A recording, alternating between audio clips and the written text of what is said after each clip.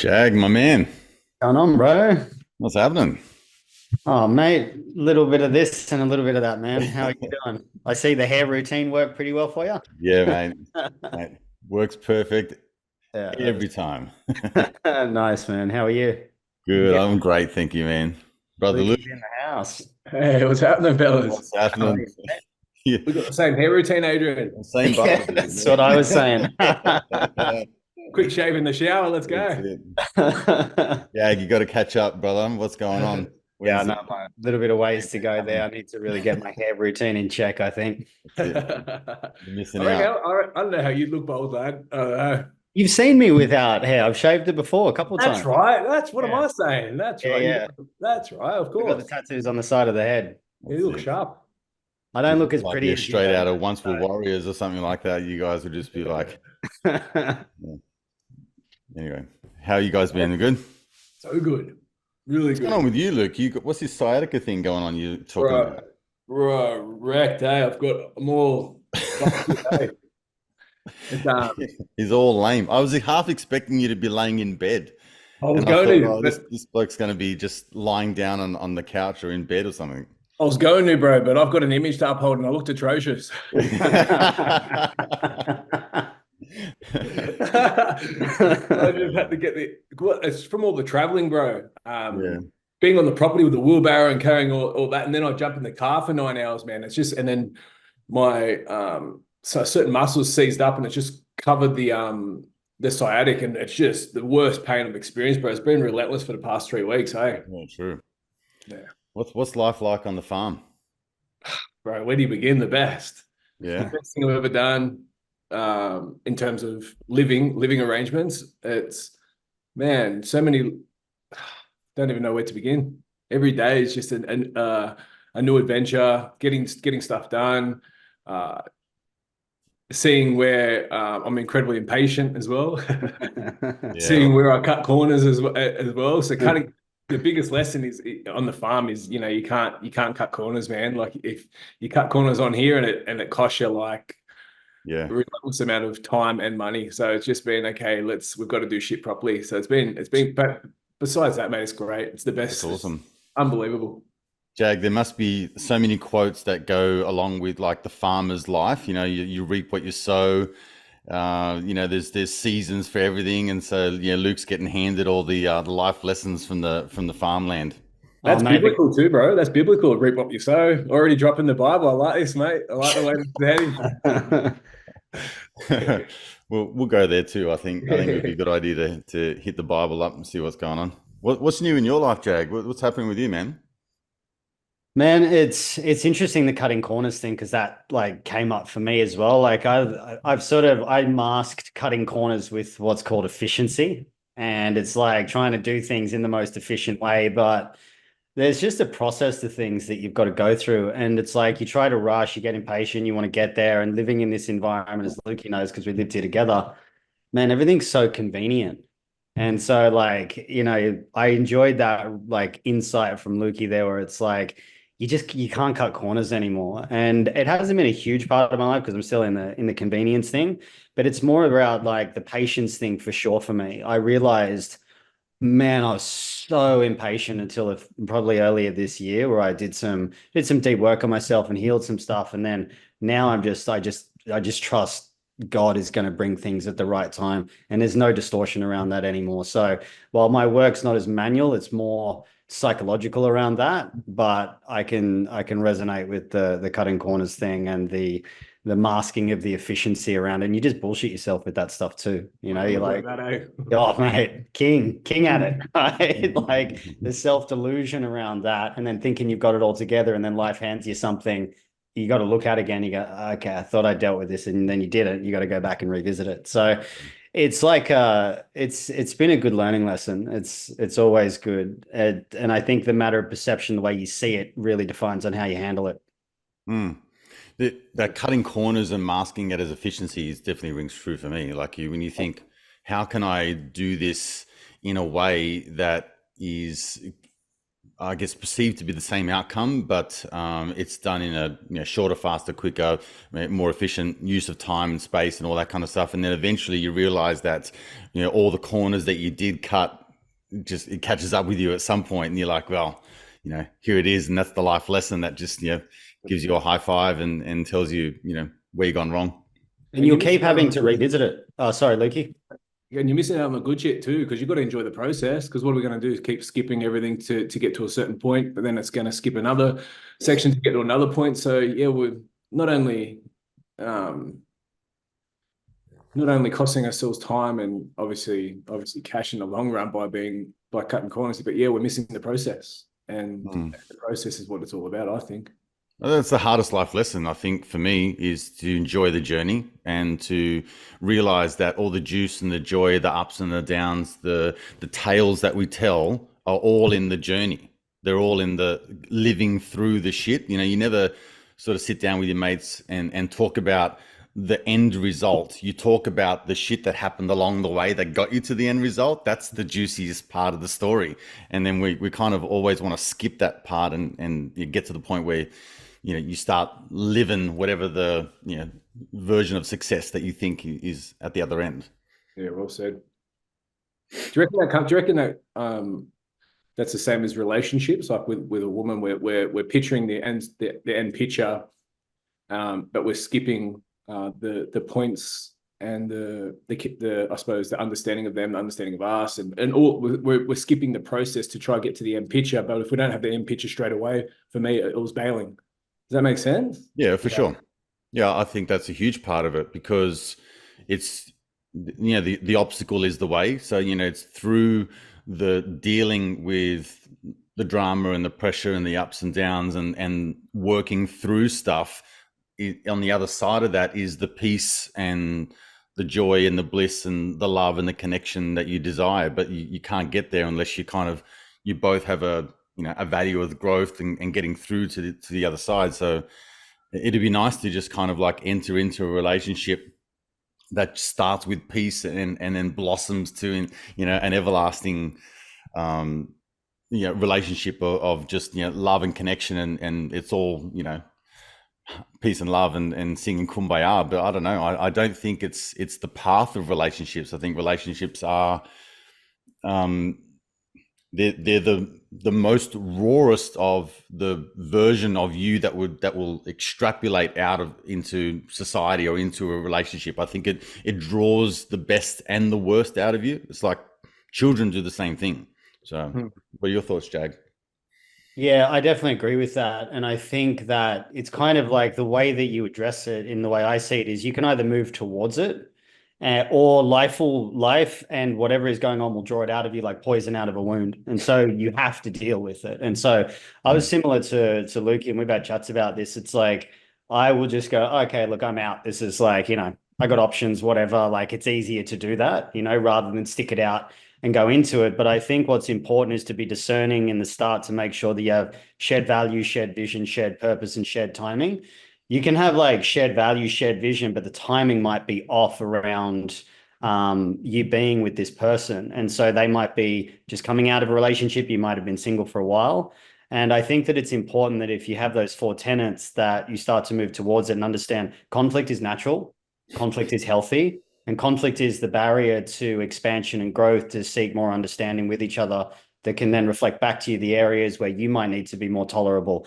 Back to the impatience thing, it's like I've struggled with that big time, where I'm like, not interested, move on, not interested, move on, not interested. I could sort of dress that up as discernment. I could also look at it from a position that I'm in where, I got freedom, time, money, resources, purpose. I got everything lined up. So the woman really needs to complement my life. Whereas before, bringing in dramatic women that were chaotic is not something I'm interested in anymore. So it's like you kind of have to discover that through the process, and then really get clear on what you actually want to bring in. Because, I'm looking for a wife. I'm not looking for a girlfriend. I'm not looking to date or sleep around. I'm not interested in any of that. And so I think discernment is a really important part in understanding the relationships, help you develop more of yourself and understanding someone else, so you can bring a family into the world. Because that's what it's all about, is about children. So I think that's really important as well. Be fruitful and multiply. What does complementing that life mean for you though? Like you say, you want someone to complement that life. What's that mean? To pick up where I don't want to pick up, so Don't want to. hey, We don't want to. yeah. So I provide the house, she takes care of the home. You know what I mean? Like that kind of stuff. So it's like a complementary balance where I'll Lukey, we're sort of, and I'm sure Adrian as well, protectors and providers, right? I don't want to be the therapist. I don't want to be the coach. I don't want to be the cook. I don't want to be the cleaner. I want a woman to complement my life, to pick up in the parts that I don't want to pick up in or can't pick up in, and bring her femininity to it. It's not up to me to be. And this is an interesting point that I've been speaking a lot about recently, is how in modern society that women are like, you need to make me feel safe when I'm distressed. And that's almost like, it's not about making them feel not safe or abusing them or treating them badly. It's not about that. But as men, our natural biology is not wired to hold space for every little emotion that comes up. And so if you look at a child, they run to the mother when they're into distress. But modern relationship talks about women running to the man when she's in distress, which is the same as like dealing with a child. So it's actually disempowering women, to not become emotionally regulated, to become emotionally safe internally and emotionally intelligent, where they have to deal with it. And it can start to form this, difficult aspect of the relationship where then how long's a piece of string? Like, because it's very easy to say, you don't make me feel safe. Whereas it's like, if you're both these emotionally intelligent people that have an understanding that my feelings are my responsibility, it's not up to you to heal my childhood trauma or take all of that on, then you're starting to deal with a woman rather than a little girl. And I think modern relationships are more promoting the aspect of little boys and little girls responsible for each other's childhood trauma and never going through any difficulty. Mm. Yeah, it's a big one, yeah, it's because coming into a relationship, especially being in the healing world and all that sort of jazz over the past however long, it can be a confusing space because it's like, oh, we've in a relationship, I've got to whatever, we know attachment styles, got to know each other's wounds, got to know each other, and it does your head in. It's crazy. Like it's just putting mind into something that God's put us here for, to be in a marriage, to be fruitful and multiply. And well, obviously you need to know where you're slipping, where you're not, and all that sort of stuff. But if it's all that, then there's really no connection. And dropping all that shit, man, like coming into this, into my marriage now, and dropping all that and just, okay, I'm a good man, I'm a provider. That's all. That's what I know my role. My wife is soft, beautiful. That's her, and comforting, and just an incredible woman with God as well. Those two things work. Yeah. Those two things. And then it's okay, there's going to be times where I slip up, where she slips up, and then we can manage that. But if it's all about healing each other and doing the work and all that sort of, it's just taxing and it's draining, and I'm done with it. And since being done with that and actually accepting my faults, her faults, we're in a sinful world. I'm a sinful man at times, and I've done a lot to repent from that. And just working through that and knowing that we're both not perfect, but I choose to love you every single day. Yeah. And she does the same. Because in that world as well, I don't know if I'm jumping ahead here, but it was like, got to find the one, the one, the heart, the heart knows what it wants and all that sort of shit, And I had it in my head, and I was even talking about, oh, I've got to find my queen, and I'm like, to me, a queen's a pain in the ass, Like, big time. Big So, time. Hilarious. Find your goddess.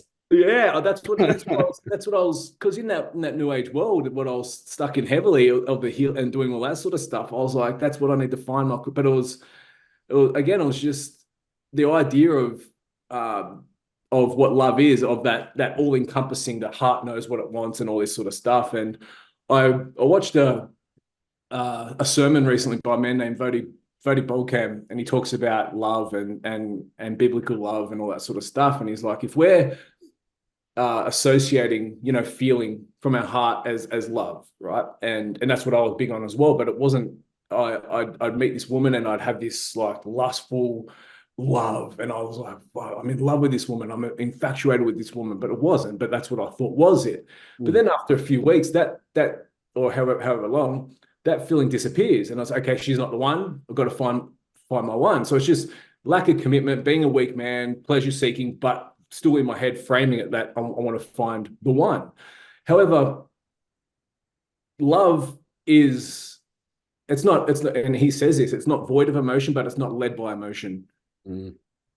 And because it's a choice, it's a daily choice, and I choose to love my wife every single day because, and he speaks about this too, because if I'm just associating feeling as love, feeling is love, and if my wife's been 3 kids in, we haven't slept for weeks, she's not looking the best, I'm not looking my best, we're both a bit sloppy, and there's that feeling's not there for a few months. I'm like, then the doubts start creeping in, and then all of us, he talks about this, and then all of a sudden this woman comes on the bus while I'm on the bus, sits next to me, talks about something, and then and she's like this, what, and then I get this feeling, oh, she must be the one, I've got to follow my heart, and then all of a sudden I've left my family. So it's for me, that's dropping the idea of finding the one, dropping the idea of healing in a relationship, dropping the idea of that, having God as the head of my relationship first and foremost, and then knowing that my wife is on that path as well with me. That's all the criteria I needed, and then it's each day choosing to love her and she doing the same, and then it's just building from there. Mm. Awesome. Man, I like it. My perspective is like, I've been through a 20-year marriage and I've got 3 kids, so I've got a few things, in terms of life experiences on you boys. But I would say that a large part of what you said earlier, Luke, in terms of you had a pattern of like just drop and run when things got a little bit difficult, or they weren't to your perception of what the one was, or the love. I did that with her. Like that. Sorry for cutting in. I did that with her.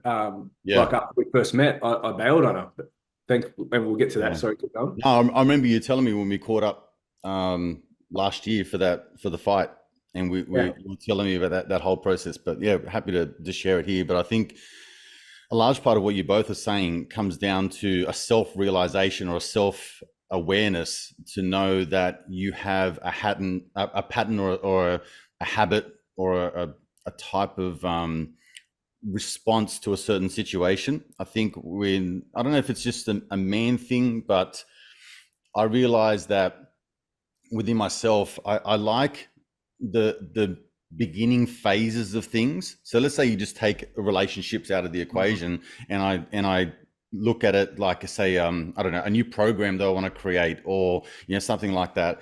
I get out my notepad, I start writing the framework of what I want to train on and all the rest of it, and then I kind of get to maybe the slideshow, and then I get the framework of the slideshow, and I get in sort of maybe 3, 4, 5, 6, 7, 10 deep in terms of the slides, and I feel like in my head I've completed the work almost, like it's almost done, but it really isn't done. It's not even like 1/10 done, because all I've done is just created a framework, but in my mind I've gone too far forward. I haven't finished the project, I haven't found a customer, I haven't marketed the project, I haven't done anything to kind of bring this to fruition and to a completion. So awesome. When I realized within myself that I actually like things that have a beginning, a middle, and an end. I feel my most accomplished when I'm resolving something, solving something, completing something. That begin bit is exciting, but the end bit is where I feel the most success. Does that make sense? Yes. So again, this is like the journey is where all the juice and the joy is. So I think where you have a depiction of relationship and this is my role, and she will pick up the things that I don't want to deal with. My experience is that will only get you so far, because you will be in the moment where you will have to, like, you guys have been given a set of skills as coaches and healers and people who can intuit into others and see what they can't see. You have the ability to have a 30,000 foot view, and you can guess 10 steps ahead. The challenge in relationships is that women don't want that. They don't want 10 steps ahead. You can see the problem before the problem has. It's like when you have children, you can see that they might fall down and scratch their knee, but to keep them wrapped in bubble and not have them fall down and scratch their knee, it precludes them, or what the word is, like, what's the word I'm looking for? They don't get the opportunity to learn the lesson. Yeah. Right. Which is to fall down and to get yourself back up and to, dust your knees off and keep going with life. The lesson is lost in all of that. You're constantly protecting them to the point where they perhaps might develop a attitude towards life where they're tiptoeing their way towards death safely, right? They don't want to experience any downs because their whole life has been protected. So I think when it comes to a relationship, and I agree with Jag in terms of, if you both have a self-awareness of, you have parts of you that are not quite the best, and they show up in terms of trauma and emotions and patterns and behaviors and all that kind of stuff. I think the initial part of self-awareness, which is the most desirable in a partner for me, is where they have the ability to self-check in and kind of bring themselves to me after they've done an initial resolution within themselves. So I don't get the heightened emotion side of things, because I, as a man, will look at it with dualistically, I guess, like part emotion and part logic.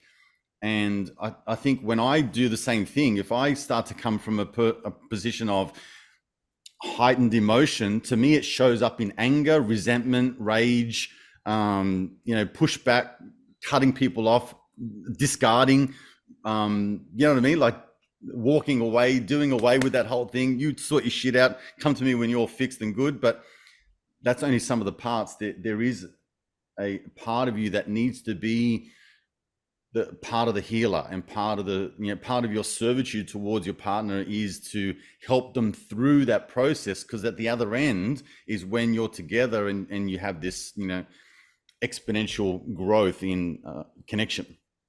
Does that resonate with you guys? Yeah, that resonates definitely. I think the self-awareness and the ability to self-regulate, to realize that my stuff is my responsibility without letting it spill out. There's a lot of like victim consciousness in relationships where it's, you're responsible for my state, and no one's responsible for anyone's state, short of physical abuse or sexual abuse, and we'll put that to the side. But the emotional aspect of it, I find, is what has become this infantile approach to it. Like Lukey was saying, attachment styles and INFJ and Myers-Briggs and all these labels, man.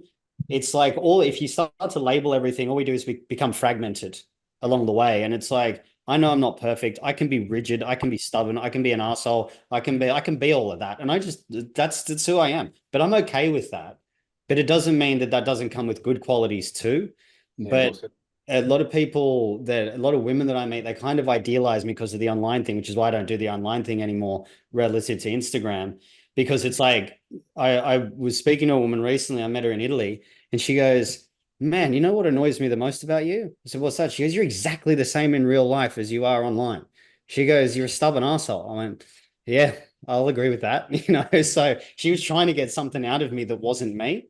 And so when we own our stuff and say, this is me, take it or leave it, as long as it doesn't spill out and my stubbornness or my rigidity or inflexibility doesn't make her want to shut down and close off, as long as she knows that's me and I own it, then I'm okay with owning that she might, or taking on that she might be overly emotional sometimes. I might not sit there and want to fix it. I'm sort of more like, if you want me to fix it, I'll fix it. If you want me to be your girlfriend, that's not going to happen. And I just think that's a bit more of a healthy ecosystem to allow the sum of the whole to interact with itself, where she can actually learn to emotionally regulate. And it's like, I'm not going to be your gossip buddy, your therapist, your coach, your athlete, your lover, your Casanova, all of that, man. Like, this is placed on men, and it's like they want us to be everything. And now it's wired for women to look for the slightest imperfection, and then bam, they're out, rather than sticking it out and going, well, what made family so successful in the 50s, 60s and prior was marriage and commitment, and being committed to that. Simple, exactly. Yeah. And it's like, there needs to be a return to that, because it's like, now it's, women have so many options, and the minute something gets a bit difficult, sweet, I'm out. And I think that's a culture at the moment with relationships. I've been like that too. I'm like, yeah, I got options, man. Fuck, this is too difficult, I'm out. And that's not how I operate anymore. That's the way that modern society is treating relationships. Yeah. And like you said, the little bits of framing and everything gets compartmentalized. I think that's what you said. Is that the word? Yeah, or fragmented. Fragmented. Oh, dictionary Jag. I've got to dictionary when I hang out with this bloke. Wait till Yeah, he starts true. breaking down what fragmented means in terms of, the word frag comes from Yeah, fucking, etymological roots. yeah. Yeah, yeah. Anyway, yeah, you're I right. won't so make you guys suffer today. Don't worry. But I think the I suppose the world that we live in of, us, I suppose, whatever word you want to call it, the personal development world and all that sort of stuff of people bettering themselves and all that is getting the labels of something and then having, what was it, fragmented? Is that what you said again? Yeah, Fragmented. Yeah, And then people are armed with all these mind tools of being able to spot that's what that is. He's a narcissist. That's what he is. He's that. And then they can go and share that to their friends and say that he was this, and then it opens up the conversation because they know and they're aware and all that sort of stuff, right? And and when you said as well, take it or leave it. This is how you take it or leave it. Yeah.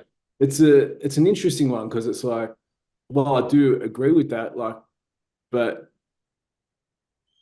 there's also, I'll just be open over the past few months, being with my wife, there are times where you touch each other's buttons, and I've been in a space where you talk about rage, Adrian, where I've just like snapped a bit and then like, well, I'm just and verbally expressed what I should have held, right? But as well, it can get to a point where we do have to express that as well to show that something needs to change as well, right? However, the idea of take it or leave it is if I just snap it and carry on and then I leave and then that's take it or leave it, you got to sort that shit. But I think because we are imperfect, the idea of making the fault but being quicker to adjust and even apologizing and owning it. Yeah, I agree. But it's the quicker in not being stuck in that and just blaming and then having a day or two of not talking and all that sort of shit. It's like snapping, going for a walk. I shouldn't have said that. What, babe? I'm sorry. Look, let's sit down and then talk about it rather than creating this whole big issue behind it. Does that make sense? Yeah, that's well articulated. My language was pretty poor there, so thanks for bringing that up. I think and you provided a much deeper context, which I appreciate. So it was more like, that's me, but I'll work with it. In other words, like that's who I am. Yeah, nice. Yeah. Yeah. I think if you have an awareness of a particular boundary, like when you talk about attachment styles and attachment theory, love languages, Myers-Briggs, whatever it may be, I think it's boring. It is boring, and I agree with you there. You both are touching on things like when I've interviewed people in the past and they talk to masculine divinity and feminine divinity, and they come up with all the new age words and all the rest of it.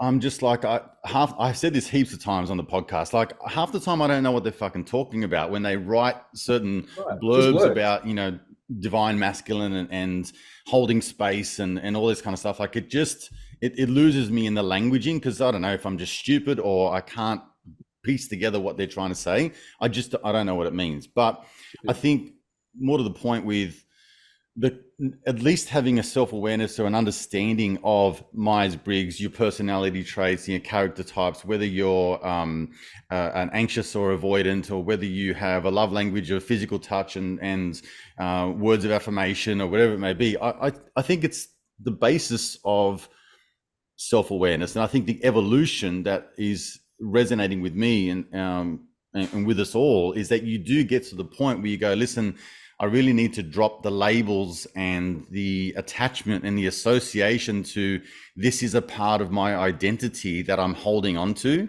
And then, like you said, Luke, in the relationship, sorry, my youngest son's called Lucas. So I just went straight to Lucas. What you said, Luke, is true. Like when you go, that's your attachment style coming through, that's avoidance, and then you're kind of like picking apart someone else's personality traits via the label that someone else wrote a book about and now is you're passing it on to your partner, and all of a sudden it's point scoring and a tug of war, which is not connection. Yeah, it doesn't have to be that hard. It just doesn't have to be that hard. Like it doesn't, and I agree with that. And you start pathologizing someone, so you start to see them based on. What was that, bro? Sorry, you start pathologizing, so you start becoming like a doctor trying to diagnose someone, right? And it becomes about deficit as opposed to what how like beautiful the person actually is. And it's like, you're shut down right now, and all this other stuff. And it's gone to a point now where it's like if you have boundaries, you're a narcissist, you're rigid, you're, inflexible, all that sort of stuff. And people are throwing words like that around and they have 3/5 of fuck all knowledge of what it actually means to be with someone like that. And to go into it, I think for my position, it's important to understand, but it's important to not globalize the position of it, to think that, okay, well, oh, you're this and you're this and you're that and you're this, unless there's a serious cause for concern of major behavioral problem. If that's the case, you just go, okay, well, this isn't for me, I'm out. But I agree on that. It's like, the divine masculine thing, and I'm calling in my sacred masculine or whatever bullshit is out there. It's just like, it's like the goddess thing. Can you imagine if the three of us were like, all right, I'm just in my Zeus today? Or like I'm walking down the beach with my shirt off going, oh yeah, I'm just in my Apollo today, getting the sun. And all. It's like, I've seen you do that. Yeah, I know. That's why I'm bringing it up. It's like, I mean, can you imagine, Lukey and I used to like, we'd take the dog to the beach and stuff like that. Can you imagine if we're walking down Sand? I'd look at you and go, what the fuck are you talking about, man? But like in the female circles, this is celebrated. And it's like, I don't want a goddess. I just want a woman. Just give me a woman. Like, just try to be good at being a woman. It's like the same with the masculine aspect, where we've got to be space holders and vulnerable and all this stuff. I think vulnerability for men is just owning your shit. Just own it, take responsibility and change it. And I think that men just need to, whenever I coach men, I'm like, be good at protecting and be good at providing. Just get those two right and don't listen to the rest of the shit that's out there, because I think the rest of it's rubbish. And read the Bible. I was something that it's just something, a simple story that highlights exactly what we're talking about here. So it was probably about, I don't know, end of July, August, around tax time, right? So I'm driving in the car, doing my heading. There's business owners around tax time. I can, I'm just, everything's just up here, right? And I'm like, and then I've got the new property, and everything's just mental, and I'm like stressing, right? I'm like, bang, bang, bang, bang in my head, probably for about 15 minutes. And yeah, but my wife's sitting next to me, and we're just driving. And she goes, oh, what? She goes, the grocer has the big pumpkins. And I was like, and it just softened me. I was like, oh, exactly. Like that's it in a nutshell. Like I'm there in my doing, like taking care of things that way, and she's doing her thing and taking care of things that way, and just softening the situation while I'm big picturing. So I think that was, looking at it, and it just softened me as well. It's like, what am I worried about? Like I am the provider, I am that man, and she's this soft woman, and it just brought everything back. It was perfect. I think that's great as well, because you look at that from the point of, you're just handling it. You're in your world, you're handling it. You're not sitting there going, oh, babe, you might need to get a job, and, can you just tell me you won't leave me? Like, that's kind of what we're encouraged to do. And I'm like, I'll handle it. And if I need you, I'll let you know. Yeah. And that's beautifully articulated. Perfect. Mm-hmm. What happens when you meet someone, Jag, that's that wants to run a business, or do their entrepreneurial thing and all that kind of stuff? Or is that someone that you just wouldn't enter into your peripherals in terms of a relationship potential? I mean, then our values wouldn't really be aligned, so it's like, she might be a great woman, but someone asked me this. They said, I can't believe you don't want a woman that's at your level. I'm like, I don't want to date me. I live with me all the time. I'm like, you're a pain in the ass. Yeah, I know. I'm fucking difficult. It's hard enough as it is. To be with. Mate, I'm hard to be with. I admit that. I'm hard to be with. I'm difficult. I'm like super direct. I know where I'm going. I don't compromise a lot. And hopefully she brings it in. But if we've got two people that are like, let's go, this is it, intellectually based, analytical, fairly stoic, like, man, that's not going to be a good combination for me. It's not to say that I wouldn't support her in what she wants to do. Awesome. But I absolutely would. But if she's this entrepreneurial go-getter, I want a soft feminine woman that just like, takes care of the house for me, and I can like work and she can cook me some food. Like, one of the things I really like is if I'm working, is my woman just sits next to me. Doesn't say anything, just her presence next to me is enough. Whereas if she's competing with me of like, maybe you should do this, maybe you should do that, I'd be like, oh, no. So it just probably wouldn't be aligned. Well said, because we're there to make their life easier, so they can be in a space to make our life easier. Yeah, 100%. I can be on my laptop going on about to go away for a week speaking, and I'll be on my laptop, organizing everything, the logistics behind it, bang, bang, bang, bang, bang. And then I look, and I'm about to leave, and Yeva, my wife, she's got my clothes packed. She's got 2 Eskies full of my food.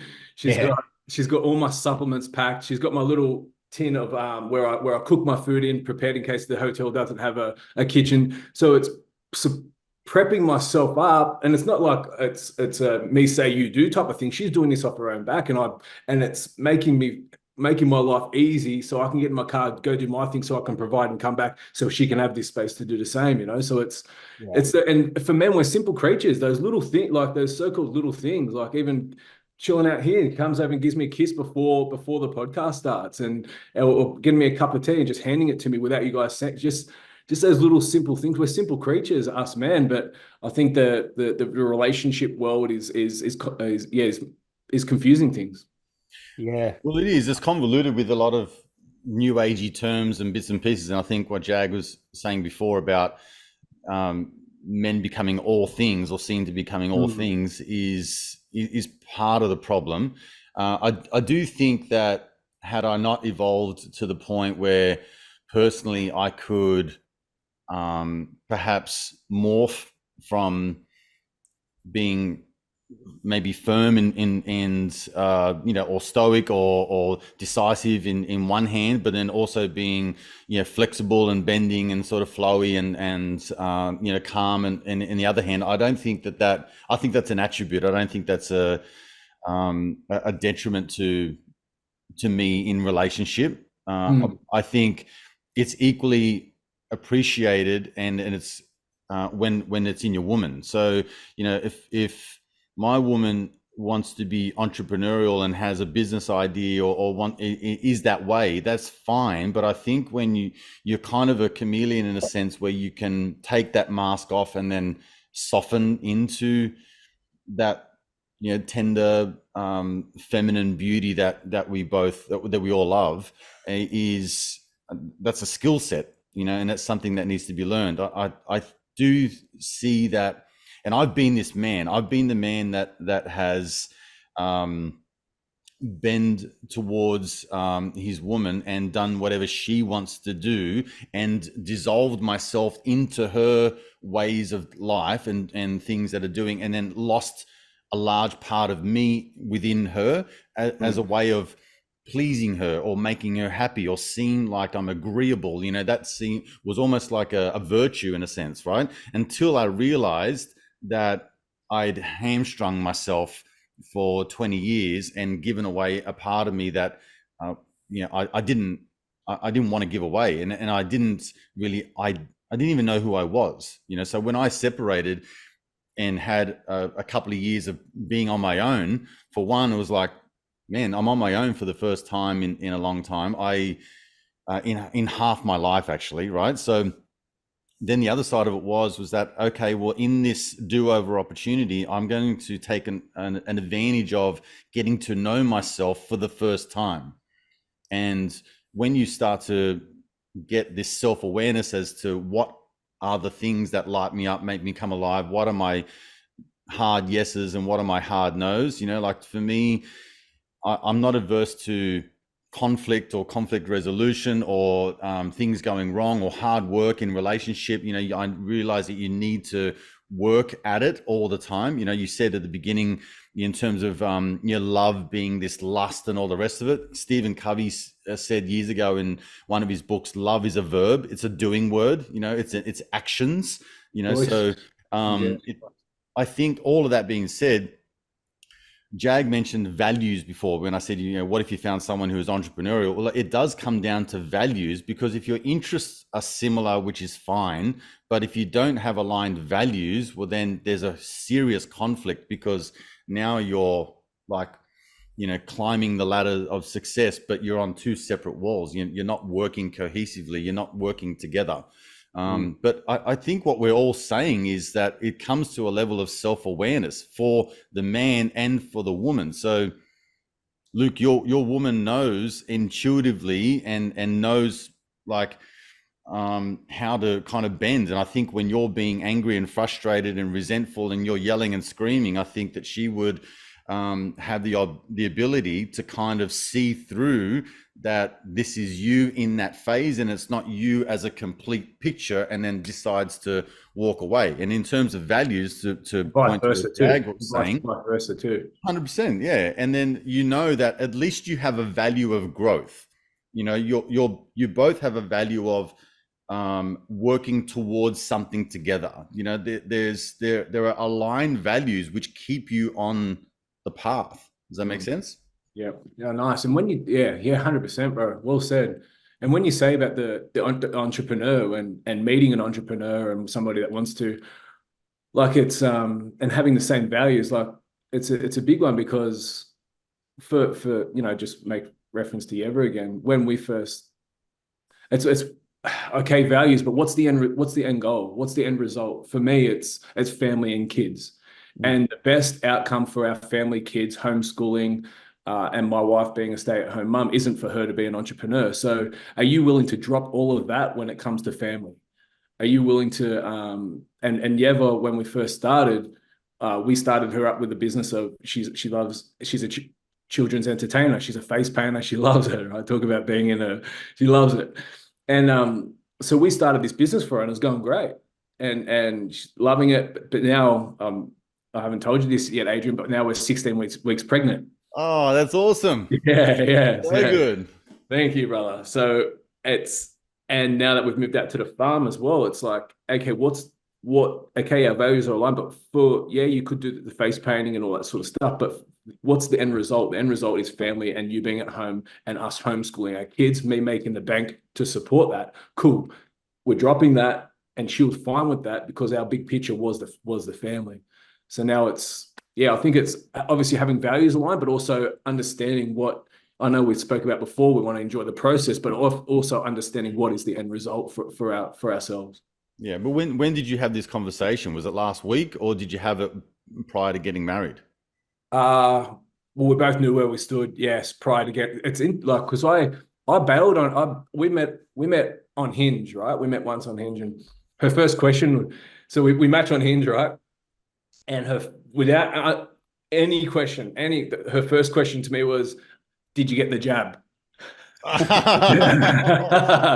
First question, no hello, no this, just her. Didn't she see your banner, the fully Eastern vaccinated European. on the side? Didn't you have that? Eastern European, mate, straight to the point. I was like, okay, cool, let's explore this, Green flag, straight up. Yeah, exactly. So then, but we met up the first time, and I bailed because I was coming into the faith then. I was stepping out of the new age stuff, and she was still in that new age a little bit. And I don't want my wife or my mom to be anywhere near that sort of stuff, right? And so I bailed. And so, what was the question before this? Where was I heading? Did you have the conversation prior to getting married or after? Yes. So I did my usual verbal, look, I'm looking for my wife, and I don't see that being you, blah, blah, blah, blah, right? So I didn't speak to her for over a month. And then I was going down to Sydney. She was living in Sydney, and I don't know, she liked one of my things or something. And I said, I'm down in Sydney. Do you want to catch up for a feed? Cool. We caught up just as friends. The minute we sit down, she sits across from me again, Eastern European. She goes, so why can't you see me being your wife? And that was the first thing she said. Okay. And, I'm pretty good at dodging and diving things, but she wasn't having anything of it, right? So I just started spilling all the stuff. You're doing this Kundalini stuff. You're putting yourself into these situations, and I don't want any of that stuff spiritually in and around my me. And she goes, look, that's something I did in the past. She started exploring the faith as well. And I said, look, I'm looking for my wife, for children. I want my wife to be, and this is what I'm getting at here. I explained everything, what I'm after, through God's order of having family, wife being at home, a traditional marriage. And I said, can you see yourself being that woman? She says, I've seen that from the start. So, okay, cool. So I said, that being said, in the past, like, I was big on, the feelings and the intimacy, and associating that with love. So I said, I want to take intimacy off the table. I don't want none of that. Let's hang out over whatever, right? And in my head, I'm still like, it's not her. But then the week started progressing again, no intimacy. And then in my head, I'm like, oh, I want my farm. I want a stay-at-home mom. I want homeschooling. And knowing Yeva grew up on a farm back in Lithuania. She's soft. I love being around her. We have good laughs. So wow, okay, cool. So then we start, and then it started progressing. Again, no intimacy. We didn't have sex till we were married. And if I can recommend to anyone out there coming into a relationship of doing that, doing that, it's again, talk about the choices made, and again, it's leaning back on the faith, like no sex outside of marriage, leaning back onto the faith and leaning back into the Bible, and the design's there, the blueprint for it is all there, and just following that blueprint, and then months passed, and then I'm like, well, it's her, this is her, and and okay, is it? Yes. Do we choose to love, and then getting into again watching that sermon about choosing, and then knowing yes, and seeing her and it was like, wow, all the pieces just started joining. She was big into the faith and as well, reading the Bible every morning together. And I was like, this is her. And then it can get engaged like 3 months later, married 2 months after that, property after that, and now a child on the way. All because again, following the blueprint that's in the Bible. And it's been, yeah, so yes, we did have that conversation early on, and she was all for it. Yeah. But that being said, That's awesome. Conversation's a conversation because people can just bullshit, So Yeah, true.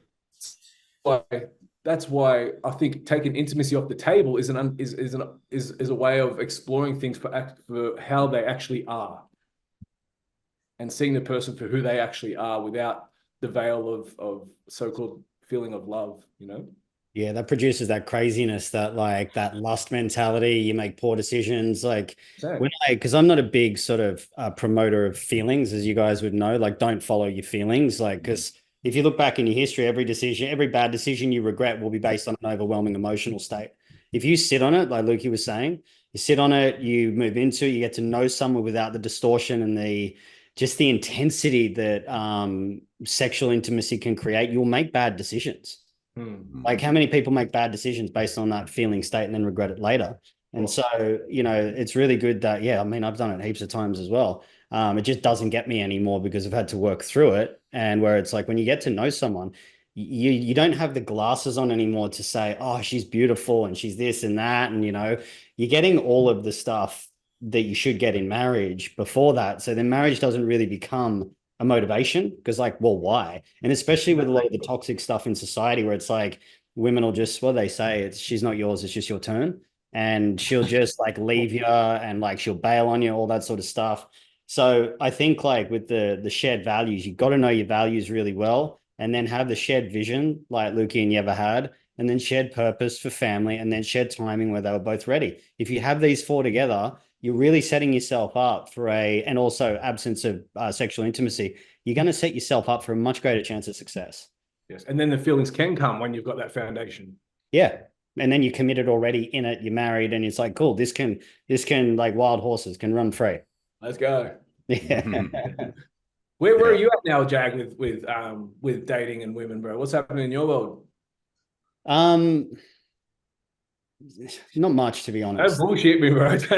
I was sort of sitting there thinking like I've always got options around, but I'm not sleeping around, not doing any of that stuff. I'm not interested. I'm just waiting for the right one to come along. The one you reckon? The right one. Okay. Careful, mate. No, You're not going to get me on my no, language, no. buddy. So I see it more as like now I know what I want and I'm moving towards that. So it's like got to have shared vision, values, purpose, and timing. If those aren't there, I don't continue with it. I don't entertain things for too long that aren't in alignment. Or if she's not willing, I've been dating recently, and it's like I was switched from meeting women online to now the only way I'll do it is when they're a connection through someone I know. Were you intimate? No. Like this was just 1-2 dates. That was it. And so I'm not going to do that. Like, because I teach now, I'm like, if you want to do that and you don't want to get married, at least do a reverse honeymoon of 3 to 6 months where you don't sleep with the person. If you don't want to go down that path and before marriage and all that, and you don't want to wait, at least do reverse honeymoon for 3 to 6 months. It will give you a good insight into the person. 99% of the time, you'll probably get pretty bored with the person if you're not doing it based on lust, and you'll get to know yourself better. But at least if you get there, you've gone, cool, I've known you for 3 to 6 months. And now I'm ready to take the next step if that's the case. And at least you can make it with a clear head. Well said. I think like there's no such thing as a bad resume. Like you never go to a job and hand your shittest one in. You always like delete all the crap jobs and keep all the good ones there. And typically with the analogy of holding a job, when I employ people, like the first 3 months are the critical. That's why you have a 3 month or 6 month probation, because you can put up a facade for only so long, and then all of a sudden the cracks start to appear, and you go, right, yeah, now I know what this bloke's all about or this woman's all about. So I think the lead up towards building something of a solid foundation based on connection in the absence of lust and intimacy is a critical one, because again, like Luke was saying before, you take that off the table and all of a sudden that motivation is not there anymore. So what have you got left? And then when you do get to a point where you go, actually, I'm still pulling towards this person in the absence of all of that. So imagine what it could be if we connect those dots, right? So I think it's definitely a critical path for sure. Especially if you've got a propensity towards that. Like I definitely battled sex addiction in the past. And so that for me, being celibate for long periods of time has helped to channel that. I was actually a few months ago, I was training twice a day and I had so much energy, and I was on the rowing machine. I was doing like a 30-minute row or something like that. And I was like, fuck yeah, this is great. Like, why have I got so much energy? And then while I was rowing, I was like, oh, it's because I'm not having sex. So you can actually you can turn it into something really powerful, especially as a man, because we're meant to build stuff. You can get so much more done with your life when that's not your focus. And look, I'm 41, so it's like, I can't say that this has been perfect or easy for me for a long time, but the last couple of years, it's definitely been pinned down as a way, like this has to be the way for men. I believe that it's the only way to really become a successful man. Amen. I think focus is important. I think when you take your focus off, we said that in the outset, like cutting corners, it's a delayed gratification. It's kind of staying the path to the degree that you can complete something to its end. But when you're depleting yourself, particularly when sex comes with a relationship that's devoid of any other connection other than intimacy, it's debilitating. It's like it's sucking the life out of your soul, and you don't understand what's going on. It's like you got a fucking leech on your back that's destroying you, and you don't realize what's going on because you can't see it. Well, you're one of the things one of the things that my number one the thing that I wrote recently was my biggest mistake as a man was sleeping with women I didn't care about, because I've created the women that now are the ones that we complain about. There's no good women. And that would be like, if I had to give advice to my 20-year-old self, I wouldn't change anything so much because it made me who I am now. But if there's one thing I would say is don't sleep with women you don't care about, because it's not good. You just use women. If you got a daughter, would you want them to be used by a man like you or be used like a man like I was? Definitely not. Yeah, and so, no way. Yeah, it's a big mistake. Yeah. And look, I've got 3 sons, so do I want my sons to grow up to be the version of me that, in my 20s, in teens and stuff like that? I got married very young. So you guys have a really good foresight on like what life is like with and without partners, intimacy, all that kind of stuff. I know, you both have led colorful past, lives and things like that. So, whereas with me, it's fairly vanilla. It's just grow up, get to your 19, 20, meet someone, a couple of years later, married. Like I was married at 24. So it's and kids before 30. I know there's nothing wrong with it, but I'm just saying, your perspective as a 20-year-old man trying to make a life decision going forward with a woman is very different from a 46-year-old man making decisions based on your life experience coming forward, so there's a foundation of relationships then though, because what comes up for me is the idea of just having the foundation of the Christian faith, of knowing what the big picture is, of having family and having God as the head of that family, because my idea of that marrying early and having a family early, it eliminates so much drama in a life, so many different aspects of what could go wrong or whatever it is. But staying to the blueprint, I think is a big thing that may change a lot of the dysfunction in society at the moment, right? There's a lot of dysfunction, a lot of stuff going on. And I think having early marriage, early family will sort a lot of those issues out. But without having the foundation of understanding what that is, what was your foundation going into that of what a marriage was? Yeah, well, so it wasn't that. So Yeah. for example, like in terms of Me too. I always wanted to be a young dad, and I had similar values in terms of wanting to be the provider.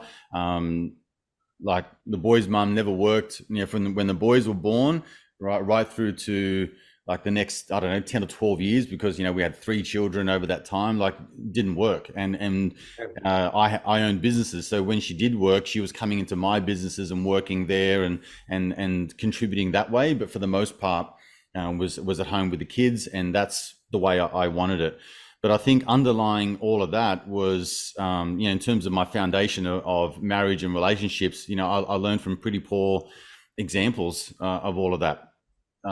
You mentioned, Luke, before about feeling like love and affection and attention was what was how you felt desired and of value as a man, and so I attributed a lot of that to being desired. So yeah, I mean, all of my flaws come out through marriage and relationships, and the worst parts of me just slowly but surely crept to the surface, to the point where I acted out on most of them, and was really the shittest version of myself growing through marriage and children and business and all that kind of stuff. So I've kind of gotten to the other end now with this, taking all the layers off and getting rid of it all, and now stripping myself back to bare bones, and then starting from scratch again, and creating the version of myself that I always wanted to be. But without that prior awareness as a teenager, I would have had any idea, because like you're modeling. I didn't have the same models. I didn't have the same viewpoint. I didn't have the same perspective. I didn't have the same lived experiences. Like it's night and day. Yeah. Thanks for sharing, man. Thanks for sharing. Yeah. And then, yeah, because we didn't have the examples of that. So that's why, just going back to having early marriage, family, and having the solid foundation of that, and then growing up, having the kids and having them replicate that. I think that, that's for us to be the example of that as well. Yeah, it's a big one. Thanks for sharing that too, man. Pleasure. You both mentioned God and religion and all those sorts of things. I grew up in a religious, Christian family. Went to Christian schools, all that kind of stuff. I wanted to get your views on how much of the basis or foundation of Christianity and God and things like that do you rely upon with directing your life, or do you feel like you have free will to the degree that you can steer yourself in a particular direction and create a particular outcome, or do you think that it's all preordained and predetermined via a higher source? That's a big question. I think we have both. But the best path is, leaning on my faith. And since doing that, I look back at the interview that I had with you. I think it was 2 years ago, or just under 2 years, and I was heavy into the new age space, and I'd like to denounce a lot of the stuff that I recommended back then, and the process that I recommended back then. And I was heavy. I even look at myself in that interview. I watched it the other day, and I was like, far out, who is that man? I was heavy into, because I was doing all the different modalities. I don't want to go into that and give any credit to any of that, but I was doing, and I opened myself up to some darkness, man, big time. And I've spoken to Jag about this and it was, it was incredibly dark, bro. It was, I was getting attacked at night. But a lot of it was the idea, and in that world, it's, you get told that there's no such thing as evil. It's just all a mental construct. It's all in the mind. It's all in the mind. And I was getting attacked at night, and some of the things I was getting recommended was just accept them. Just accept them. They're a part of you. Just let them in. I'm like, fucking let demons in. Let demons into my world. I was getting grabbed at night, bro.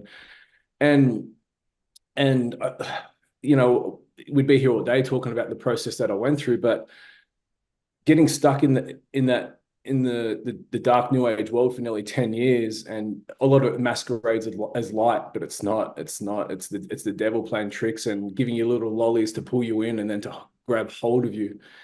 And but now the only thing that helped, and it's not about having, people want to, especially in a new age, have and the idea of having an experience to believe something, and in Christ and Christianity isn't an experiential thing, because a lot of people don't experience something so big to step into the faith.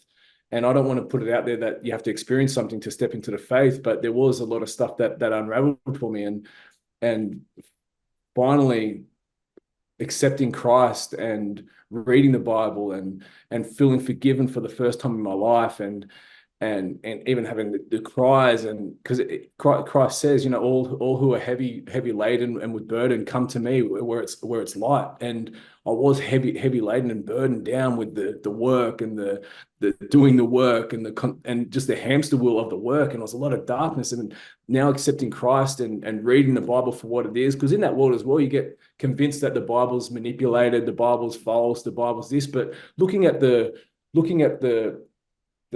history of it, and looking at the studies of it, and looking at it, studies from people a lot smarter than me, and looking at the studies of it and seeing it for the truth. And we've got the text that's within 60 years of it happening, and mirror image from the Bible to now. And it's like, it's truth. It's truth. And I was in the new age world, a lot of it was do. You got to do this, do that, do that, do that. But with Christ, it's done. It's been done. And I was searching for so long, and now I'm out the end of that search because I found the truth. And my life, and it's not about your life being better as a result, because this life is just fleeting anyways. It's about preparing for eternity. It's now accepting Christ. It's a lighter experience. And those demons, in terms of getting grabbed at night, have disappeared. Step heavily into the faith, and it's allowed me to lead my family into the faith as well. It's the outcome for my life is to be on my deathbed at, pray to be 100, whatever it is, but be on my deathbed and say I was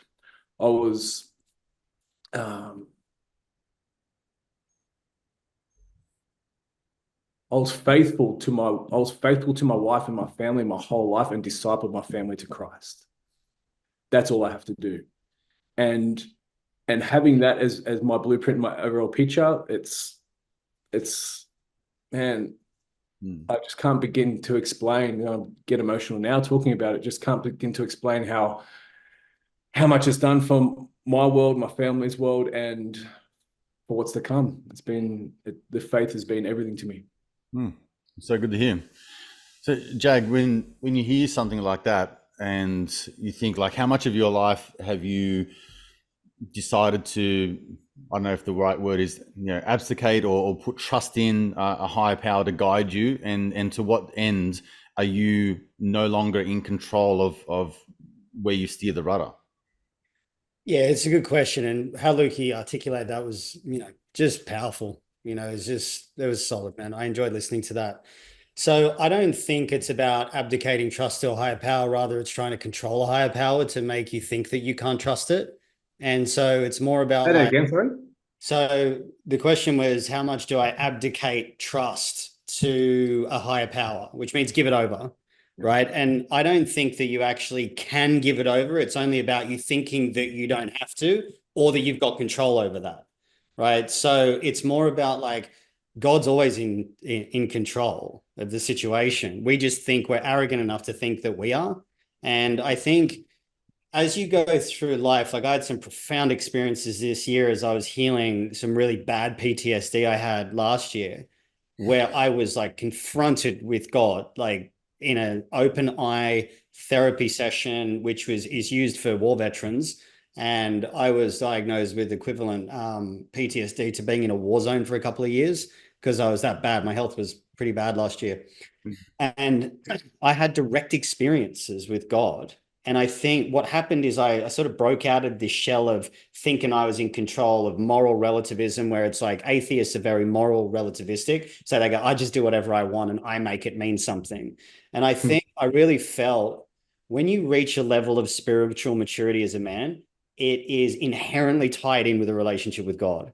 I just don't believe that you can reach a spiritual maturity or a sense of maturity as a man without seeing a relationship to God being a foundation for how you live life. Yes. Where you don't sort of, it's like a wall starts to come up around your values, which is dictated by your own self-worth, which is predicated on living in the right way, in accordance to what's written, in accordance to how our moral guidance, because morality kind of proves the existence of God because it's placed within us. When we want to dismiss and deny inherent morality for moral relativism is where you can think that you're whatever gender you want, you can sleep around, polyamory is healthy, you can love and light your way into all these experiences, which is all bypassing, and so I think the nature of free will, I think, is more around the line of that moral relativism. And moral relativism is like, well, my morals are relative to how I'm feeling, rather than going, these are the values that I live by, and my values won't be compromised because they're in alignment with the structure internally that God has placed there for me to live in right action, right deed, and right word. And I haven't been like that my whole life. Believe me, I haven't. Of course. And I think that once you start to go through it, however that looks like, Adrian, it might have been a relationship for you where you lost parts of yourself. Luke, you've got your story. I've got my story of how that happened, where I think you're never really losing parts of yourself. You're only losing the parts of yourself that you're giving away in order to try to not be yourself. And when you come into, I hate to use the word, but alignment, but when you come into you're standing in your true self, you can't help but kind of live by the way that God provides for you in right order. I just don't, it's like they're not mutually exclusive. They're they're inherently tied together. And so I think a nature of free will, it's sort of like, I don't know if I fully agree with it, because it's like, think about the people that you meet in the most crazy circumstances and the way it shows up, like Lukey and Yeva, how they met and then Lukey moved away and then came back. And it's like, that's divinely intended. So I think we have a bit of arrogance around thinking we can control it all, but when we take manifesting light codes and crystals and all that shit. And it's like, I implicitly trust God that whatever God wants for me, he's going to deliver that to me. Yeah. And for the first time in my life, the last 9 months, I've been at complete peace around that. Trusting God. Well said. Yeah. So the challenge that I have is, I think the identity that is created around God, being an individual or an entity that's up in the clouds and has the white beard or whatever it is, or looks like Jesus. I have a challenge with accepting the truth around that, and I think when you speak to the values of the Bible and the religious teachings, I think they all have a very similar path. I mean, like you can go down Freemasonry and still extrapolate like really good values and foundations around how to live your life. And I like, as woo-woo as like the alignment and embodiment and living your truth type of sentiment to all of this is. I think that when you have the level of self-awareness to say, these are my values, and then you are living congruently and embodying who you actually say you are, instead of living up to the brochure, which at the moment is just all a digital creation of how we want to depict ourselves to the world. I think that integrity, and Luke, the last time we spoke about what does it mean to be living in integrity, or having integrity, or living integral, I think was the words that we were sort of playing around with. I think those are desirable attributes in any man. And the caveat is that, Jag, I agree that we are aligned for a reason. We have gravitated towards each other through other people and connections. Like, I know my mate Scotty Franklin connected me with Luke 6-7 years ago when I went up to your office and did our first interview and all that kind of stuff. My cousin put me onto you, Jag. Like, we've kind of like, you could argue, or not even argue, to me there's no question that there's some sort of intervention on a spiritual energetic frequency that has gravitated all of us together, and we're all singing from the same hymn book, no pun intended. And we're saying different things, but experiencing the same life experiences. You think of someone, they ring the next day, you have a problem or a challenge in life, the person comes to solve that. I've done your courses, Jag. There's so many things that have helped me become the person that I am.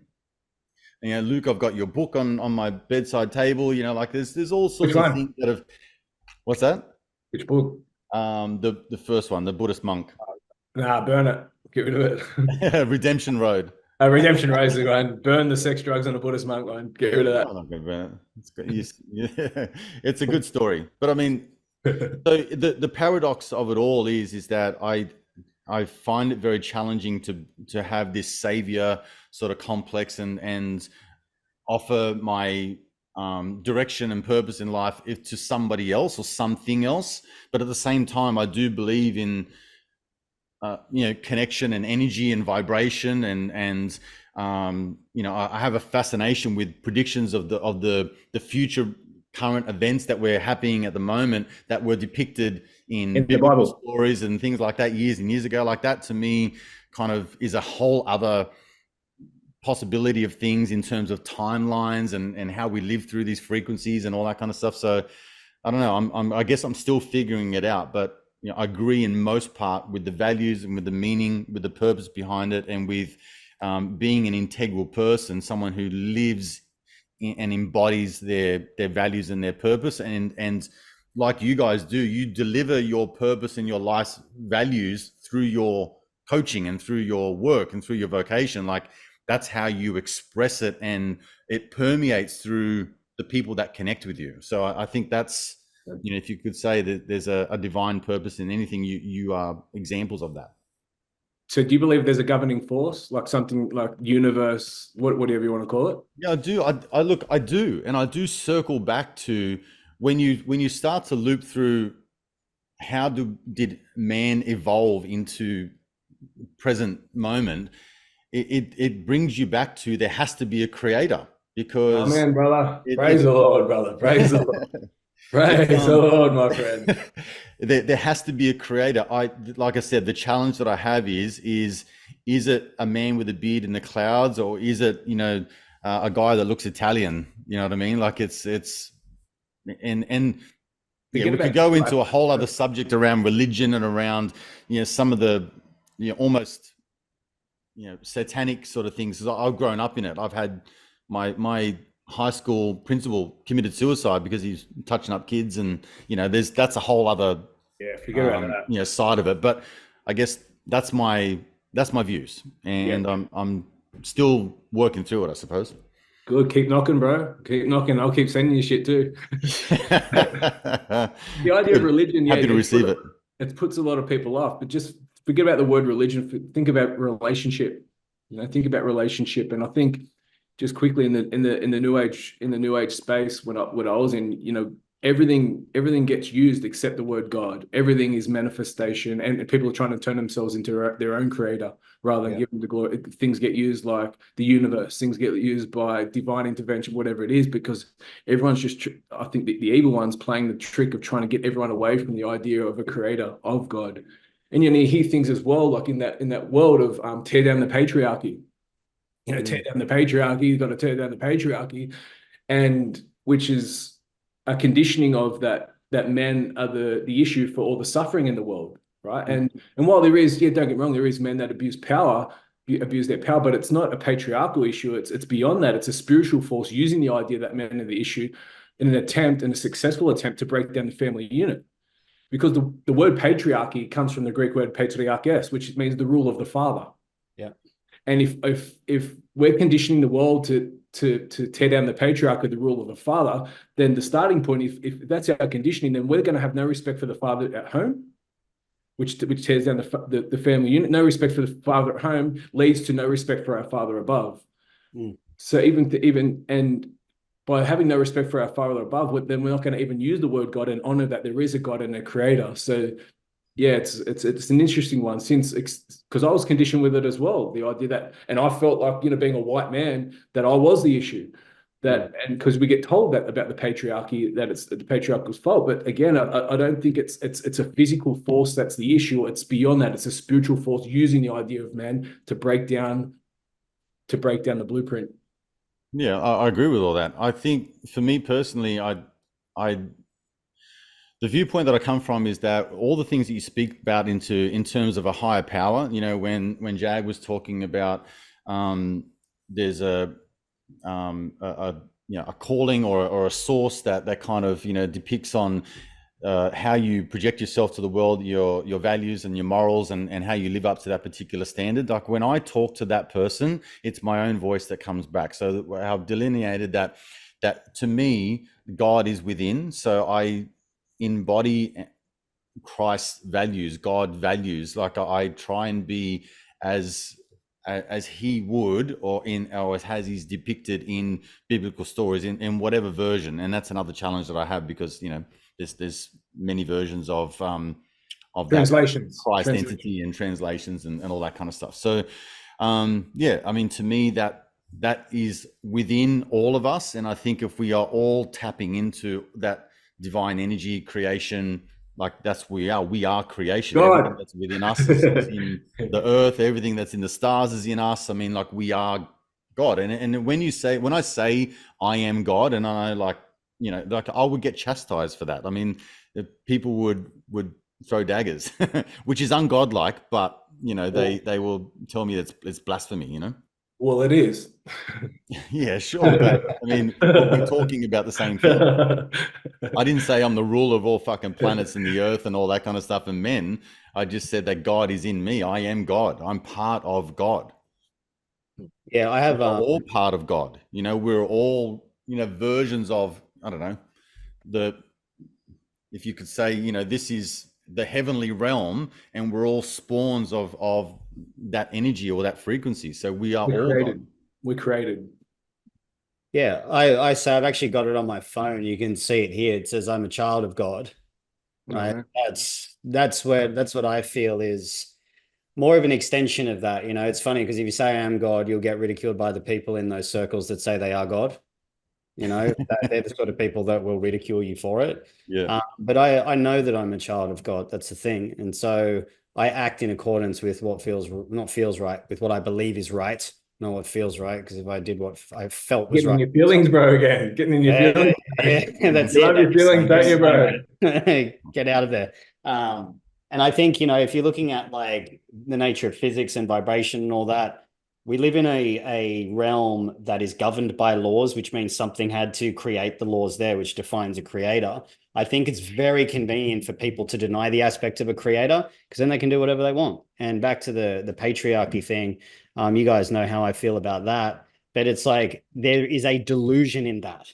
There is a like fundamental delusion. I saw a post the other day of a woman that was 38 with 4 kids, probably to 5 different dads.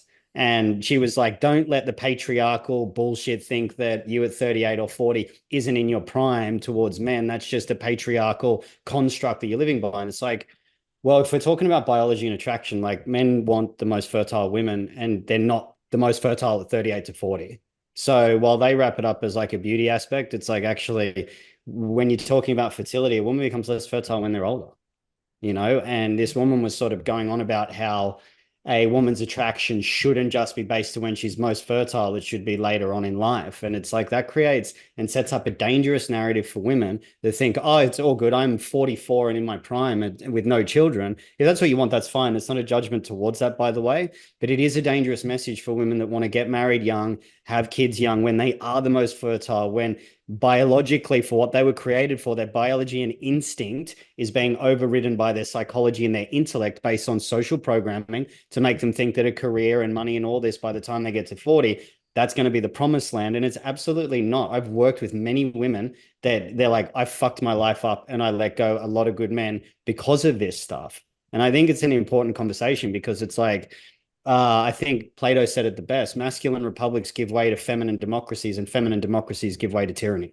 And it's like, you look at women think horizontally. So they actually have more of a difficult time in weighting problems based on order of importance. Men, we're single focused. Like if you ask me a question while I'm sending a text, I'll spontaneously combust. I can't do it. You give me a massive problem to focus on and sort, I'll get it done. I'll go problem 1, 2, 3, 4, 5. Women are like 1, 2, 3, 4, 5. They'll have to feed the kids, take the garbage out, pick up the socks, and do a tax return at 7 and 9. They'll start the tax return first. I've seen this in evidence. And so, do we want leadership requires to make hard decisions under pressure at the time accurately?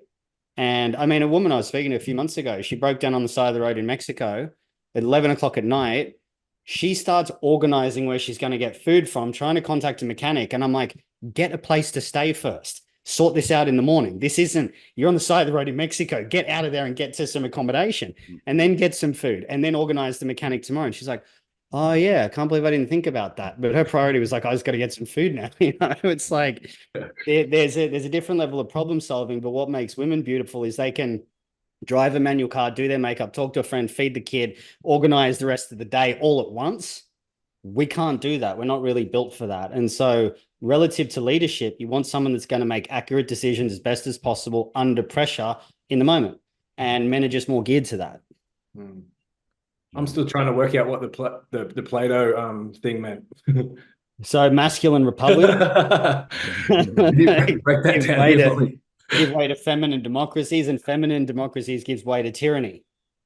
That's what's happening in the States at the moment. So like the fall of the Roman Empire, Marcus Aurelius, that led on to Epicurean times when they were focused on pleasure and feelings, and pleasure was the highest state. Then what happened? It was the fall of Rome. Well said. Again, wow. That's 2,000 years old. Men create good times, hard men, like all that kind of stuff. We men create hard times, is that right? Hard men create good times, or whatever it is. What do you think is wrong with men today? Like I know, Jag, and a lot of your work, you are gravitating towards helping men and create the best version of themselves. Luke, you're talking to the youth of today. I mean, my kids are all over, Snapchat and all that kind of stuff, and I can see what's coming through their news feed.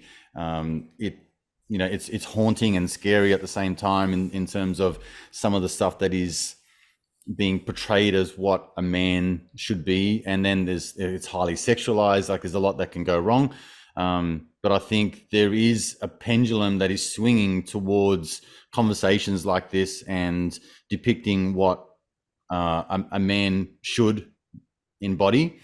So where you think things are going wrong, because like you said, Jag, you can see it on a political level that's playing out before our very eyes. There is so much to be concerned about, but at the same time, I'm an optimist at heart, but I can see that there's a tide that is really coming in, which will probably in the absence of order will create a bunch of chaos. But I think chaos always precedes order. So what are your thoughts? Yeah, I think like firstly the breakdown of the family. That's 100% like one of the main things. Absent strong fathers, a worship of lust and feelings as well. 85% of our therapists are women, 80% of teachers are women, and I think it's 60 to 70% of boys are raised by single mothers. You want to see the problem? It's an overexposure to feminine energy and not enough exposure to masculine energy, and solid masculine energy is demonized these days. That's the problem. That's why I'm unapologetically masculine. Like I don't care if someone calls me toxic masculine. If they do, I'm like, cool, I'm on the right path, because it means I'm embodying traditional masculine values. I did a Q&A the other day, and I was saying, I'm like, it's not up to me to make a woman feel emotionally safe for every tiny feeling that she has. If she needs me to hold space for something big she's going through, yes, I'll do that. But I think, again, this role that we have to be typically more of like the mothers in a way, instead of just being good at being men. We're divorcing ourselves from our natural biological instinct, and the pendulum will swing back, because regardless of what we think that we have control over, Mother Nature is the thing that will dictate the right species for its evolution, and it will eradicate what it doesn't need, and weak men will get eradicated. So if you're lust driven, if you're needy and overly emotional and weak and all that sort of stuff, you'll get sorted out pretty quickly just through natural evolution. It's not always the strongest of the species that survives, it's the most adaptable. And so we have to adapt to everything that's been told to us that we're not. That's psychology and intellect, and get back to our biology and our instinct, which is just be a good protector and provider. A woman's biology will naturally respond to that, regardless of what they're told. Well said. Well said. Yeah. What are you seeing, Luke? Yeah, it's man, exactly. It's summed up by Jag. It is. It's and yeah, it's seeing now and having a look at the darkness in society, having a look at what's happening in society, and the breaking down of the family, the breaking down of values, the breaking down of, and the conditioning of what's happening to these kids as well. Like the confusion, what's happening to kids in primary schools and all that sort of stuff. Like I was speaking at an event, I won't say where, but I was a pretty big event, a bunch of kids, primary school kids from all different parts of, it was in Queensland, all different parts of Queensland, right? All kids just chilling out there, doing their thing, chatting amongst each other and whatever. Then the two MCs walk out, open up. My name's blah, blah, and then proceed to say what their gender, whatever it is, right? Pronouns. Their pronouns. That's the pronouns. And the kids are like just, and then the other ones and the kids don't care. They don't care. That's right. They're just sitting there wanting, what's going on? Are they talking about, just waiting to be entertained, waiting to be a kid, wanting to chat to their friends, wanting to, hear a bit of motivation, whatever it is. And these adults are coming out to for whatever reason, do you think, but coming out and pushing their viewpoint of what the world should lead down on these kids that just want to be kids. And it's just, and it's causing confusion in year 4, 5, 6, and it's causing them to it's massive, it's big. So I think that's a big part. And the breaking down the family unit. And for me, it's well, I can talk about for myself, the dysfunction in my life. It was not being connected to God, turning myself into my own God, turning myself into my own religion of being so self-centered. Everything's a reflection of me. Everything's a mirror of me. Everything. So that was the big one for me, and giving it over to a higher power, doing that and getting away from the self-centeredness and giving it. I think for me, that was the answer for me. That was the answer for myself, and that's what the answer I speak to, to young men. And there is a shift happening though, because a lot of the young men in particular, and women for sure, young women as well. This because they know what's up. They see a lot of them consider dysfunction as well, because a lot of those that are coming from solid family units are getting told what's right, what's wrong, the values, and seeing reality for what it is. There is a shift happening where young men and young women are stepping up and understanding that what we're doing in society isn't working at the moment, and making the change. But looking at the Bible, I think we're in the final days, and however long those final days last. Yeah. We're in the final days, and the Bible depicts exactly what's happening now. Exactly what's happening. Which means it's happened before, right? So Sorry? I mean, and which means it's happened before. I often, I guess, say when I'm speaking on subjects like this, this is why I feel like the resolution, like water always finds its level. I think that the resolution will be whenever it is, but it's certainly at a precipice at the moment where it's coming to a crescendo, and you can just see the evolution of things happening. But it'll definitely find its feet, because it's been depicted in the past, and we've had societies and civilizations in the past which are at you could argue, a higher level of intellect and consciousness and awareness. I mean, Jag, you were in Europe recently, you would have seen some buildings that depicted a higher level of awareness and consciousness and ability that we no longer have today, right? That's I think that yeah, for sure. There's as a father of 3 boys, my eldest will be 18 in a couple of weeks' time, and then 14 and 12. So there's a huge distortion happening at the moment, and in order to kind of see where the old world is and where the distortion is and where the new version of the world should be, it's in that middle part is the most messy, because and thankfully there's podcasts like this and many others which are, you know, providing information and awareness that is connecting people at a level that we would never have been able to have in the past, you know. So like, in order to get a message from me to Jag in another country, or me to Luke in like 8 hours up the road, so to speak, it would take 2 days on horse, and you know, like it would just, the message would get lost in translation, and it'll take a week to solve a problem, right, or a month. Whereas now we can do it at lightning speed. So I think this sort of, the interwebs of things has created this distortion of how the world is. And you can see how it's heavily governed towards a particular agenda that is creating the confusion. And that's what I see amongst my kids. And I'm now at a level where I can have conversations with them, which are at a level where I can say, this is what this means, and this is what this person is the world. Because in this world, we've got the Luke Kennedys and the Jag Hearts of the world that are conveying messages of truth and love and light and what it is to be a man and God and all that kind of stuff. But then you've also got the Andrew Tates that are coming through the fucking Snapchats with their versions of what it is to be a man as well. So there's a large portion of that which you have to contend with as a father. But it circles back to everything that we've been saying through this whole podcast, is that once men become aware of their purpose, their role, who they're meant to be, and how they're meant to show up in the world, and they start to own that in the best light and the best version that they possibly can,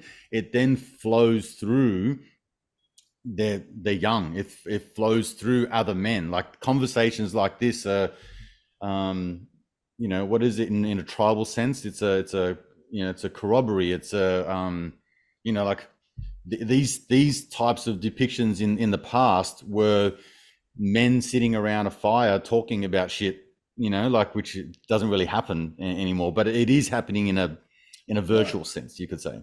Yeah, the disconnection's a big one too. You're right. Disconnection from each other, from God, disconnection's a big one. How are you doing, bro? I'm doing great. Yeah, I've come through that sort of, you know, baptism of fire sort of thing. So, you know, I had quite a few things go wrong through the pandemic. You know, lost a big business and a bunch of money. Went through a divorce in that time, and that's still kind of, you know, at the tail end of it. But when you've got a messy divorce and 3 children, and then trying to find and discover yourself at the same time, is a journey and a half, you know, a journey of self-discovery. I feel really comfortable in my skin now. Like I had a very hard time for a lot of my life trying to define who I was. I was mostly becoming the person that I thought other people wanted to see, which is, you know, probably a common mistake that most people go through. But I feel like in this moment, the things that I'm doing and the way that I'm going about it, I feel really calm and at peace with how things are. Not to say that I don't get frustrated with outcomes or results, or where I think I should be, or, you know, what type of investment to get into, but you know, I'm playing to my strengths. I'm a, you know, very resilient, strong guy, and the way that I live my life, and I'm a creator. I'm a very when I'm in creation mode is where I thrive the most. And so I'm still building and businesses and creating podcasts and courses and programs and helping others and trying to do as much as I can to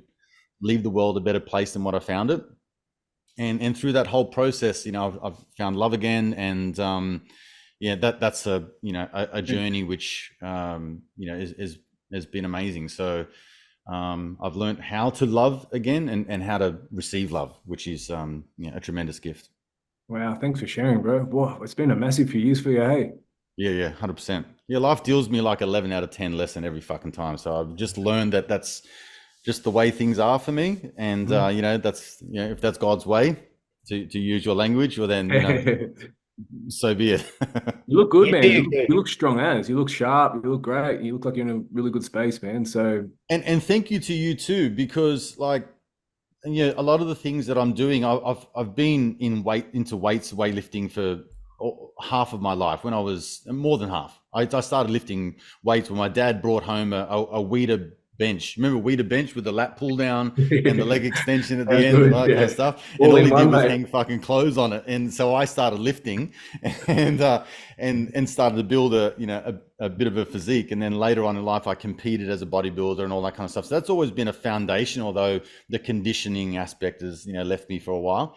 But I brought that all back. But 18 months ago, I started MMA. So I did a lot of boxing, a lot of kickboxing. I'm now getting into grappling and wrestling, and adding that element of things. And that to me has been a game changer, because it's not only changed my composure as a man and the way that I see myself, and the presence that I have just within me and within the space that I create with others, and in my workshops and programs, and my business and my business dealings.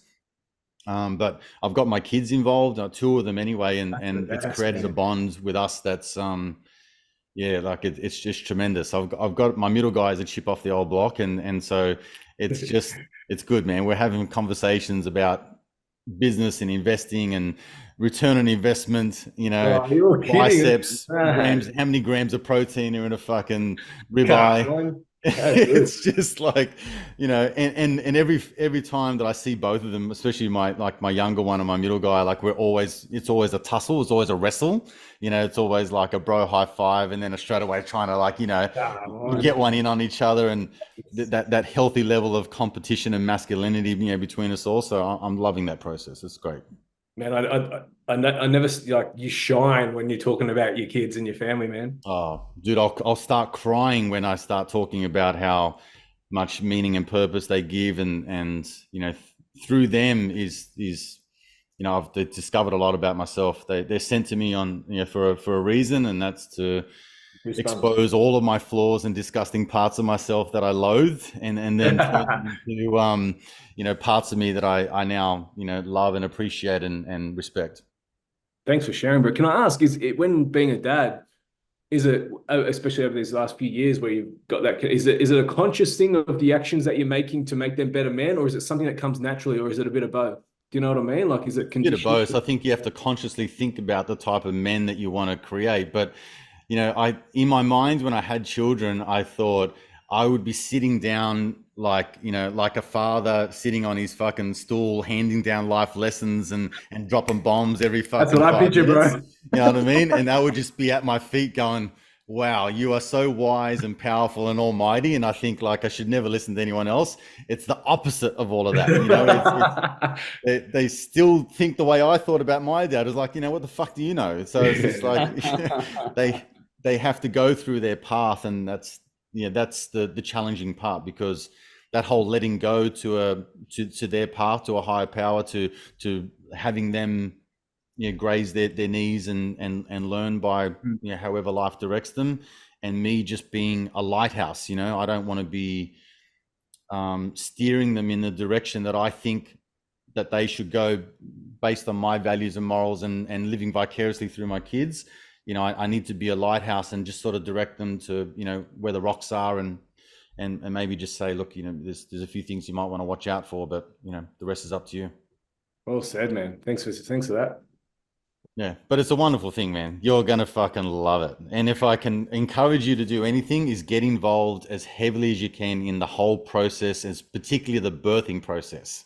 Yeah, It's like, don't avoid that moment, dude. It's a fucking greatest moment of your life. And I did a podcast recently with Warren Farrell, who wrote the book The Boy Crisis, The Myth of Male Power, and all that kind of stuff. He's a great guy. He's well into his 80s, but I started to tear up because I had a moment with my obstetrician where he said, you did something that was very involved with your children, with your wife. And I said, like, I could deliver these guys if you really want me to. And he said, would you? And I said, are you fucking serious? Like, would you let me? And he goes, well, I would. So that's what I did with my three kids. When they were coming out, I was there literally holding them and pulling them out and cutting the cord and things like that. Like, it is just It is the best. man, It's a great. bond between my children that will never leave me, and that moment is like ingrained in my soul. Yeah. So anyway. It's interesting you say that, because we had a meeting, because we're having a home birth, Yeah. and met with the doula, the person who's a bit of a pregnancy friend for Yeva during this process, and she's going to be there. She's like, so we're talking about the delivery, and she goes, "Do you want to be the first one to?" And I was like, 100%. And the idea of, did you have the fear of like dropping the baby, or what's the process? How did it feel? Like, was it sorted? Just boom? It's the daunting part is pulling them out, because you got to fucking, there's a bit of tug behind it. Like they don't just, slide out and everything's hunky dory. Like you've got to give them a lift. You know what I mean? It's this the first helping hand as a father that you will offer is a leg up into the world. Come on. It's and they're not fragile. Like it's unbelievable. So anyway, I'll let you experience it for what it is. But thanks for that, man. Any final words, boys? I've really borrowed a lot of your time this morning, so I appreciate you guys. It's been an awesome chat. I'm glad we did this, the three of us. I think it's a good vibe. But any last words? Anything you want to share? I just appreciate the platform. I love where you guys are at, and just to be in the company of good men. So thank you. Amen to that. Amen to that. Yeah, thank you for this opportunity. It is great to get amongst the men. Anyone out there, I highly recommend picking up the Bible, going to a good church that reads from the Bible. And if you have any questions, get in touch, and I'd love to help out in anything I can do in that process. God bless. Thank you, boys. Until we meet again, I'll chat to you guys soon. Oh, man. Cheers, brother.